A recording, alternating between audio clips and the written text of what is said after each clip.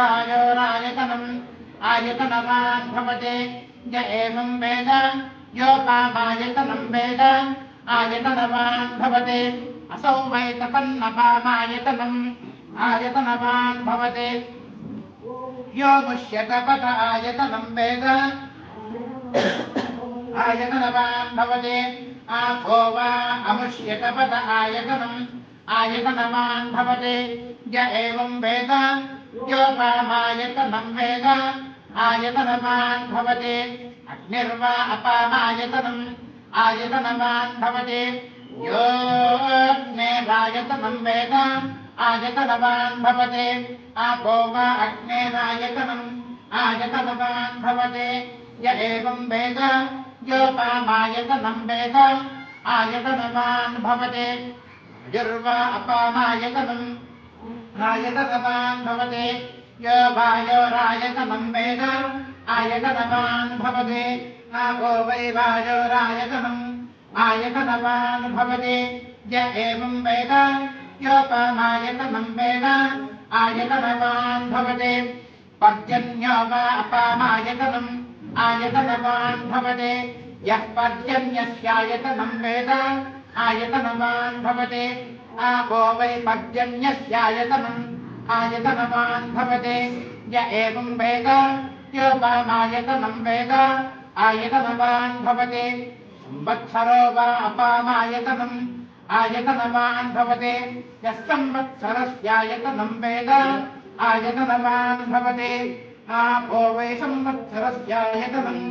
आयतनवान् भवते य एवं वेद योऽस्तुनागं प्रतिष्ठितां वेद प्रत्येव तिष्ठते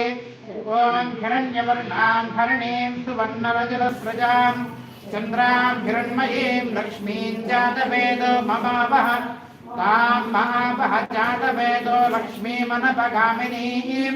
यस्यां हिरण्यं प्रभोतं गाव दास्योश्वान् विन्देयं पुरुषानहम् ॐ जातवेदसे सनवामसोमवराते यतो नितः अतिवेदः सनः परुषदति दुर्गाणि विश्वानामेव सिन्धुं दुरितात्यग्निः ॐ सद्यो जातं प्रपद्यामि सद्यो जाताय वै नमो नमः भवे भवेनाति भवे भवस्त्वमान् भवोद्भवाय नमः वामदेवाय नमो ज्येष्ठाय नमः श्रेष्ठाय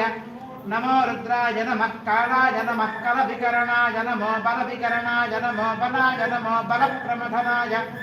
नमः सर्वभूतदमनाय नमो मनोन्मनाय नमः ॐ अघोरेभ्यो घोरेभ्यो घोरघोरतरेभ्यः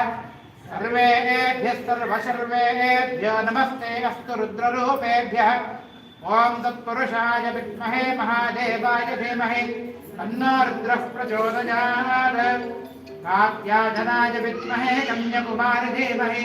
तन्नो दुर्गः प्रचोदयात् साङ्गपरिवार श्री उमामहेश्वर स्वामिने नमः चरणारविन्दयोः वेदोक्त सुवर्ण दिव्यमन्त्र पुष्पाञ्जलिं समर्पयामि यानि कानि च पापानि जन्मान्तरकृतानि च तानि तानि प्रणश्यन्ति प्रदक्षिणपदे पदे पापोऽहं पापकर्माहं पापात्मा पापसम्भवः त्राहि मां कृपया देव शरणागतवत्सल त्राहि मां कृपया देवी शरणागतवत्सले अन्यथा शरणं नास्ति त्वमेव शरणं मम तस्मात् कारुण्यभावेन रक्ष रक्ष महेश्वर रक्ष रक्ष महेश्वरी साङ्गपरिवार श्री उमामहेश्वर स्वामिने नमः आत्मप्रदक्षिण नमस्कारान् समर्पयामि छत्रमाच्छादयामि